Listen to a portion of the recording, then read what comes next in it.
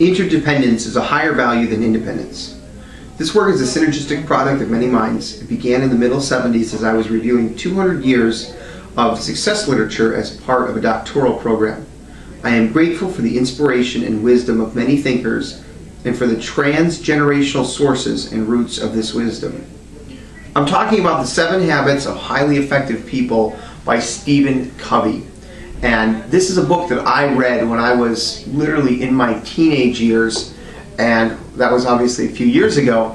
But I wanted to talk to you about the 7 habits and go over each habit individually and how I incorporate it into my life, my business, and how the thinking that I established as a teenager propelled me through college. I got a job, I was a band teacher. Then I found an opportunity that gave me the ability to start my own business, to start becoming an investor.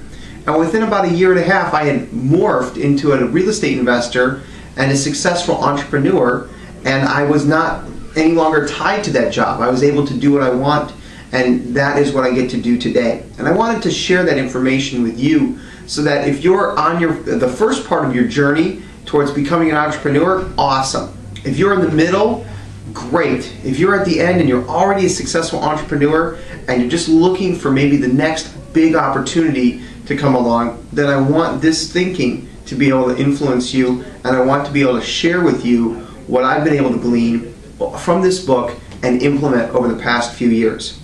The first habit is be proactive. And after Stephen gets done introducing the concept of paradigms and being the person who can learn, the first habit that is essential for anybody in this business or in any kind of business or who wants to be successful or effective at all in life is to be proactive. And that simply means you gotta take action. You have to move forward. Even when there's obstacles coming at you, or even when the people in your life say, I don't think you can do this, or I don't think you should start your own business, or why don't you just stay with that job? Or in my case, I was a student at Northwestern.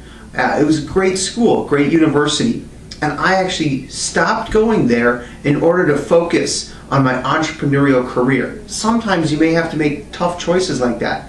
But being proactive means that you're out there, you're making decisions, and you're not just sitting back and waiting for somebody else to do something, for some boss in your company to make a decision that's going to give you a pay raise. You're out there, you're pushing the envelope, you're living at or near the edge of what's possible in your life, and you're constantly pushing the boundaries. You're constantly taking responsibility, which is the ability to respond, and you're taking that responsibility for your actions, for your life decisions. And you're not saying, well, the economy was bad, so I can't be a success, or maybe when the next president gets into office, I'll be a success. You're taking the action right now to really, really improve your life. And you're saying, I am responsible for my actions. I'm responsible for where I'm at. My decisions have put me here.